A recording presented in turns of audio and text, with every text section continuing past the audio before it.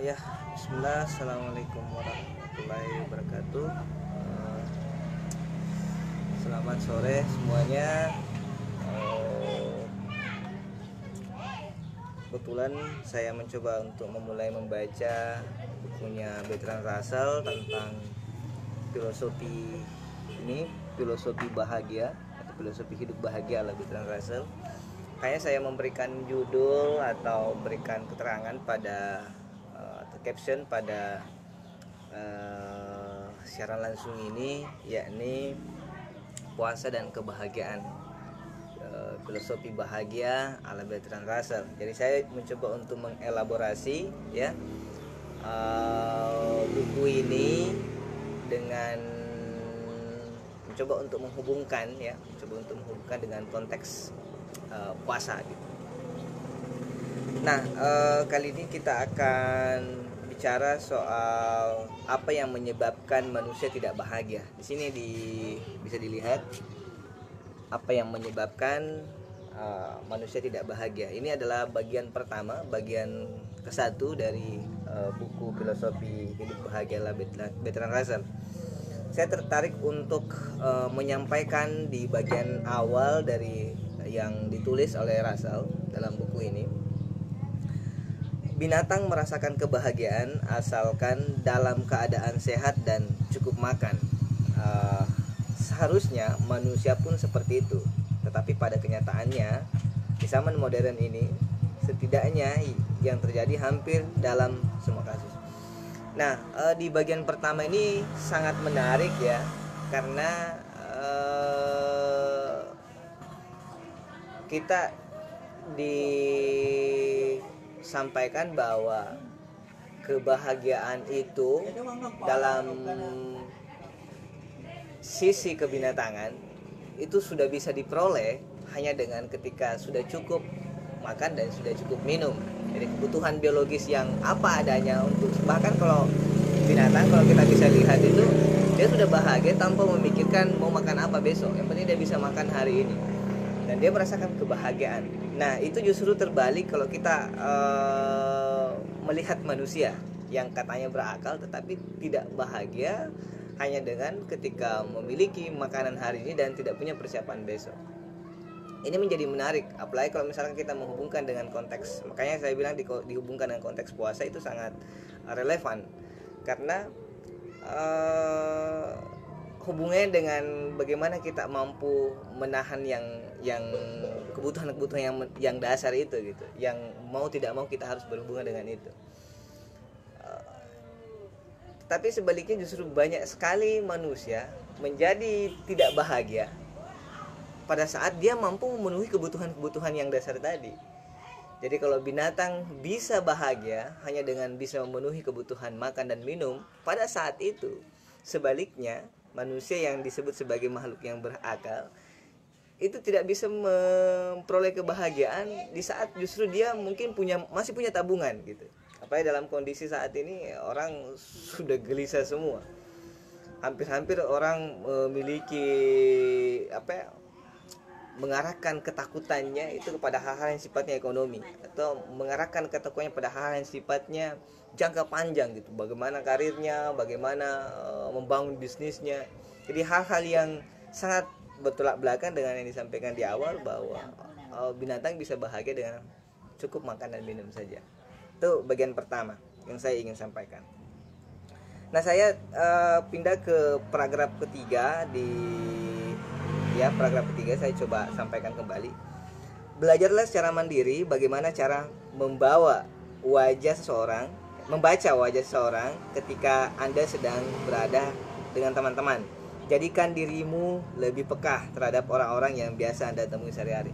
Nah, saya teringat dengan karyanya Emmanuel Levinas tentang enigma wajah orang lain, bahwa sebenarnya kita bisa terhubung dengan yang lainnya, di others itu melalui wajahnya. Tapi wajah yang dimaksud Levinas bukan sepenuhnya wajah secara fisik ini, tapi wajah itu menjadi medan yang menghubungkan kita dengan berbagai rasa untuk peduli terhadap yang lain secara spontan gitu. Jadi kalau kita coba elaborasi bacaan ini terhadap karya Levinas juga, itu sangat mendapatkan ini reinforcement, semacam penguatan bahwa memang betul kepekaan itu biasa ditandai dengan kemampuan kita untuk membaca apa sih yang dibutuhkan orang, atau apa sih gambaran keinginan seseorang dari wajahnya, kira gitu. Apakah saya bisa membaca wajah seseorang ketika dia bersedih? Apakah saya bisa membaca wajah seseorang saat dia bahagia? Ataupun saya bisa membaca wajah seseorang saat dia menyembunyikan kesedihan, misalkan. Nah, jadi menarik sebenarnya membaca bahwa keterampilan memahami kondisi seorang dari wajahnya. Jadi kita memang, menurut Levinas itu, kita mengetahui seseorang itu sangat identik dengan wajahnya. Misalnya kita menyebut siapa gitu, kalau kita spontan mengingat seorang, yang diingat sebenarnya pertama-tama yang diingatlah wajahnya. Itu pentingnya wajah itu bagi seseorang menurut Levinas, tapi bukan hanya wajah secara fisik, tapi itu yang mengantarkan kita untuk membangun imajinasi atau membangun berbagai macam perasaan terhadap yang lain gitu. Misalkan dalam sebuah kondisi saya bisa memahami bahwa orang ini lagi membutuhkan makan gitu, atau dalam sebuah kondisi saya bisa terpahami oleh orang lain karena saya lagi bersedih atau saya lagi berbahagia gitu. Bahkan di dalam buku ini disampaikan bahwa kebahagiaan itu bisa ditularkan gitu. Itu yang menarik. Jadi kalau kebahagiaan itu bisa ditularkan, kita punya kesempatan untuk menyebarluaskan kebahagiaan itu, berangkat dari bagaimana kita mampu membahagiakan diri sendiri terlebih dahulu gitu.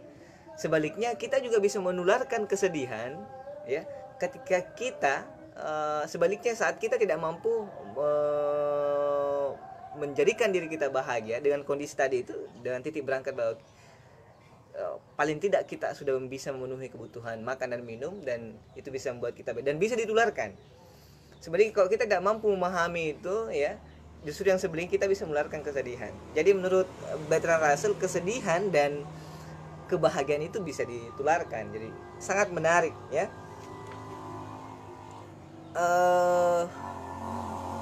Bicara soal makan dan minum dan hubungannya pada konteks kita bisa memperoleh kebahagiaan, saya juga teringat dengan karyanya Justin Gardner.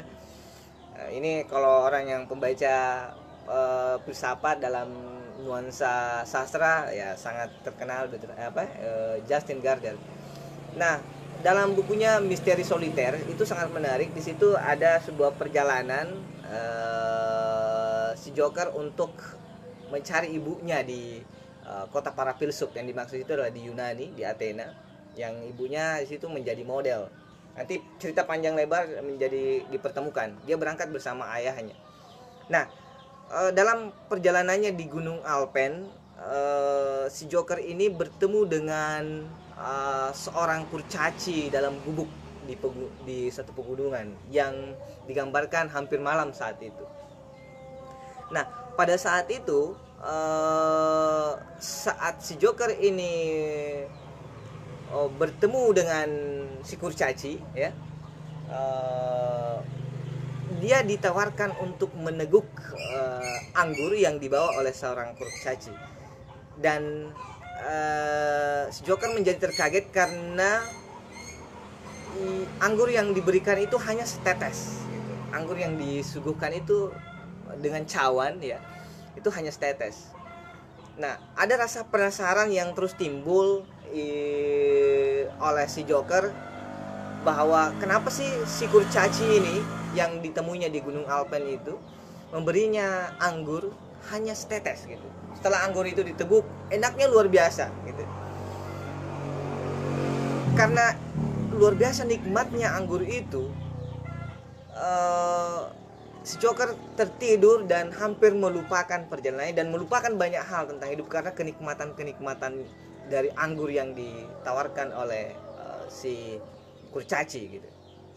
Nanti pada akhirnya si kurcaci memberikan sebuah buku kecil yang diselipkan dalam roti kadek apa ya, saya kurang tahu, saya tidak pernah bertemu atau tidak mengenal istilah roti kadet itu di buku itu. Dan mungkin buku semacam semacam roti lapis gitu diselipkan, bukunya sangat kecil gitu yang dibaca dalam proses perjalanan, kemudian saat berjalan sama ayahnya ke kota para filsuf. Nah, apa yang ingin disampaikan kurcaci melalui peristiwa penting tentang setetes anggur yang dituangkan pada secawan yang diberikan pada si Joker, sebenarnya peristiwa itu menggambarkan, memesankan bahwa begitu banyak seseorang melupakan asalnya atau melupakan hal-hal yang sangat urgen dalam hidup ini hanya karena menikmati menikmati dunia atau menikmati hal-hal yang sifatnya merasakan banyaknya kenikmatan dunia, kira begitu sederhananya. Nah, itulah sebabnya dia hanya diberikan setetes, karena dia hanya diberikan setetes, dia sudah melupakan. Saya lupa ingat karena buku itu sudah sangat lama saya baca, bahwa dia melupakan hampir beberapa puluh hari melupakan sesuatu gitu. Itu artinya si Joker hanya menikmati setetes anggur. Itu simbol ya, kalau saya memahami maksud buku itu simbol bahwa saat kita sudah mencicipi nikmatnya dunia, sedikit saja kita akan terus meminta untuk menikmatinya, semacam ada candu untuk menikmatinya, dan saat kita menikmati itu kita akan melupakan yang penting-penting dalam hidup ini gitu. Nah, kita mungkin banyak sekali yang mengalami saat semacam ini, dan ini sangat relevan dengan puasa gitu, bahwa saat kita diajari untuk menahan yang material tadi, sebagaimana menahan untuk tidak menikmati anggur sebagai simbol tentang kenikmatan dunia, karena saat kita menikmati anggur itu kita akan melupakan segala. Ini juga sangat terkait misalkan kalau kita menghubungkan dengan banyak pandangan-pandangan eksistensial gitu, baik filsuf barat maupun filsuf Islam misalkan, bahwa dalam proses kita terlempar secara eksistensial dalam satu posisi, dan nantinya akan kembali ke posisi, jadi perjalanan kita akan kembali kepada posisi semula. Nah, kita akan lupa untuk kembali kepada posisi semula kalau kita tak kalah dalam proses perjalanan itu menikmati banyak hal, dan kenikmatan-kenikmatan itu akan mengganggu kita sampai pada tempat yang semula kita terlempar. Nah, ini menjadi menarik pada proses puasa. Kita akan mengenal proses kita untuk kembali kalau kita mengenal sesuatu yang lain ya, sesuatu yang hakiki di dalam diri gitu. Karena itu sebenarnya akan kembali, bukan yang material itu tadi. Makanya kalau binatang bisa saja bahagia dalam kapasitas memenuhi kebutuhan sehari-hari, cukup makan dan minum, itu saya kira kita harus belajar dari binatang dari sisi itu. Karena begitu banyak, apalagi kalau dalam kajian-kajian sosiologi modern ya, kita tidak lagi mengkonsumsi sesuatu hanya karena kita membutuhkan sesuatu itu berdasarkan fungsinya sesuatu itu. Fungsi maksud saya substansi dari kegunaan, nilai dari komoditas atau nilai dari suatu barang. Tetapi justru banyak dari kita dalam gambaran sosiologi kritis ya, banyak dari kita yang justru mengkonsumsi sesuatu karena simbol citra, dan citra itu dihubungkan pada status-status sosial yang kita ingin tunjukkan dalam kehidupan kita sehari-hari. Ini menjadi satu pelajaran penting ketika dihubung-hubungkan dengan dihubung-hubungkan dengan buku ini dengan berbagai macam pandangan-pandangan yang lain dan momentum puasa. Jadi sangat ini sangat nyambung gitu. Belum lagi misalkan kalau kita mencoba untuk menghubungkan bahwa ketidakbahagiaan kita itu sebenarnya berangkat dari sesuatu yang kita inginkan sendiri, atau kebahagiaan itu sungguhnya adalah keinginan sendiri atau hasrat kita. Saya teringat dengan filsuf derita, banyak orang menyebutnya filsuf derita, seorang Buddhis yang mengkampanyekan bisa juga disebut sebagai seorang stoa kontemporer, Arthur Schopenhauer, yang menyatakan bahwa sumber dari segala penyakit penderitaan manusia itu adalah keinginannya. Jadi kita sebenarnya bahagia bukan karena kita tidak mampu memenuhi kebutuhan mendasar kita, tetapi kita tidak bahagia boleh jadi karena begitu banyak keinginan-keinginan kita yang ingin kita penuhi gitu. Dan keinginan itu tidak pada level kebutuhan mendasar kita, sebagaimana disampaikan tadi di bagian awal bahwa kebahagiaan itu sederhana, hanya bisa kita penuhi secara sederhana, karena kalau bisa penuhi makan minum tidak bisa bahagia. Nah, itu sangat menarik bahwa sebenarnya begitu banyak derita saat ini karena begitu banyak keinginan, bukan karena begitu banyak kebutuhan. Kebutuhan sudah ditentukan kadarnya, tapi keinginan yang selalu tidak ada batasnya. Ini yang kemudian bisa kita ambil hikmahnya dalam momentum perbincangan singkat ini, karena ini adalah bulan puasa. Jadi kita bisa hidup, coba perhatikan, dalam berpuasa kita bisa tidak makan seharian dan kita bisa berbahagia, kita bisa juga melakukan aktivitas. Dan justru mungkin kita akan menemukan ketenangan gitu. Apalagi justru ya ada banyak riset bahwa ternyata puasa itu adalah obat yang paling baik dalam merawat kesehatan, atau obat yang paling baik dalam hal medis gitu. Ini sekira sangat menarik ketika dihubungkan dengan bacaan ini. Sekira bagi-bagi informasi tentang buku ini, Puasa dan Kebahagiaan ala filosofi Bertrand Russell, kita cukupkan sampai saat ini. Insyaallah kalau ada waktu lagi saya akan melanjutkan ke bab 2. Kita akan membahas tentang